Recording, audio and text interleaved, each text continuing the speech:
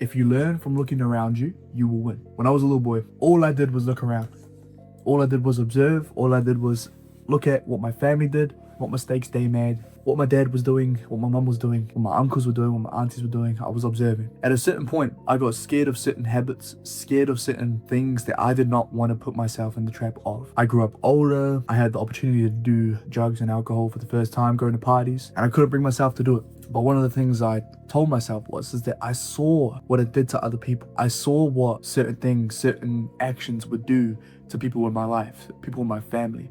And I knew, I was like, well, I don't have to try it myself. I learned from seeing what it did to other people. Now that's the biggest advantage you can ever have in life. If you're a young man, you're watching this video, the best superpower, the best key that you can have is something where you can observe and learn from other people. Some people say, well, the only way you learn is by doing it or by trying. Yeah, sure. And in the good habits or in the good outcomes you want in your life, yeah, the only way you're gonna learn to get better at your confidence is by putting yourself in uncomfortable situations and seeing how you deal with it to improve it next time. Yeah, truly.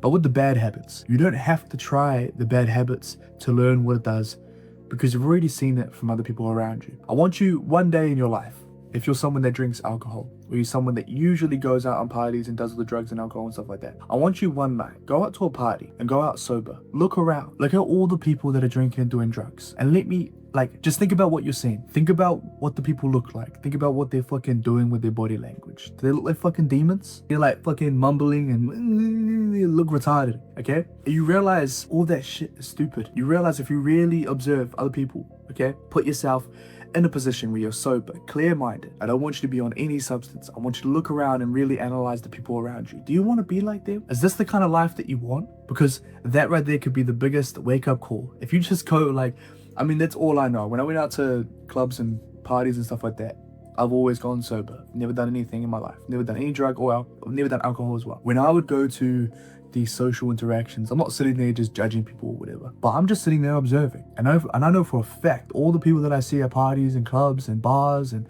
they're drinking and doing drugs and they fucking mumbling their words and they're, oh, I love you so much and blah, blah, blah. They're just acting like fucking idiots. I know that when I look at them, I don't want to be like them. I see what they do and I go, man, you're missing out. I'm not fucking missing out. I never was missing out. The thing that when society tries to put you in certain positions in life, when society tries to tell you that you're meant to do this and this and this, you're meant to go out and have fun and be young and do stupid things and drink and do drugs and stuff, they say that, to point you in that direction. They say that to put you in the same direction as everybody else that is walking that direction. They want you to be normal. They want you to be average. But honestly, if you just did what I just told you before, if you go to a party, if you go to like a normal professional work do or something like that, it's probably going to be more tame. I'm assuming it's going to be more tamed, which means that you're not going to get more, they're not going to be crazy with it. But if you go somewhere where they're going to be quite out there with the drugs they take, with how much alcohol they take, with the people that's going to be there, look at the public. See what everyone's doing and ask yourself, do you really want that lifestyle? Do you want to be seen like that? Do you want to be seen like one of them? Or you can be in control of what you say. You can be comfortable and confident without any substance. Can you go and do the things you did when you were drunk? Can you go and do that sober? When you go up to a pretty girl at a nightclub, under the influence of alcohol or you're drinking or whatever, or you're doing drugs or something, are you able to approach and confidently talk to, anybody without it? Or do you need it? Because the practice here is, if you just get used to being sober and you get used to not needing that stuff, then you can get better in the areas of your life more efficiently. It's just part of the game and part of the equation. If there was one lesson that I would say to anybody that is between the ages of 13 years old all the way up to 18 years old, look around you. Ask yourself who you really want to be like. Is there somebody around you in your family that is a good example or role model? Is there someone in a movie, even though it's fake, is there someone in a movie that you can look up to and be like, I want to be like that. I want to copy the body language. I want to be as confident as that person. I want to have the lifestyle that person has. Is there anybody with a good example that you can look up to and you want to set that as a goal? Okay? And I want you to look at everybody else. 80% of everyone else in society. I want you to ask, do you want to be doing the same things they're doing? Okay, because if you want the same results that they have, you got to do the same things they're doing. If you want different results, you got to do different things than everyone else. It's the biggest key. When I would look around when I was a kid and I was never doing anything, I would look around and I'd be like, I want to be different. I want to stand out. I want to do something that no one else in my society, in New Zealand, in this little part of Auckland or whatever, hadn't done. Everybody in my school had done it at some point in their life.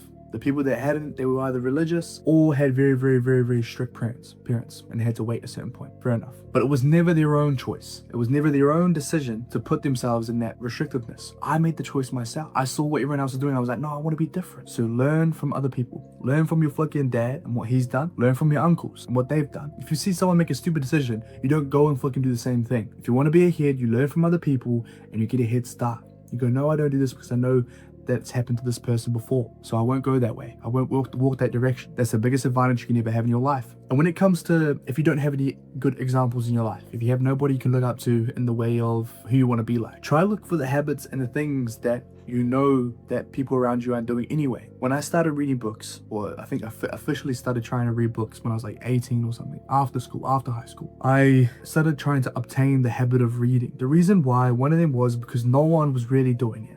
Okay, I knew the benefits that it had, and I knew not many people were doing it in the first place. So I knew I could fucking obtain that habit and have an advantage over other people. The benefits that reading gives you is so many. And what we want to do is we want to do things that people don't like doing, find out why they don't like doing it. And if it's for reasons that simply they don't have time, or they can't be bothered, or they know it's good, but they just would rather not, they'd rather watch a video or a movie or something like that, then if you recognize that, especially with the habit of reading, you recognize that, you can understand that, okay, well, fuck, maybe I should do it. Maybe I should find a way to put it in my routine and read for 10 minutes before I go to work or school or whatever. Maybe I should read for 10 minutes before I go to sleep. Just adding that 10 minutes can make a big difference. So find the habits: reading, going for runs, training in a martial art. A lot of people train in martial arts anyway, even if they're doing bad habits. But something along the lines of more the psychological habits, like reading, writing, journaling, reflecting, or even just the desire to improve your social skills. No one does that. That's something that you can be ahead of other people.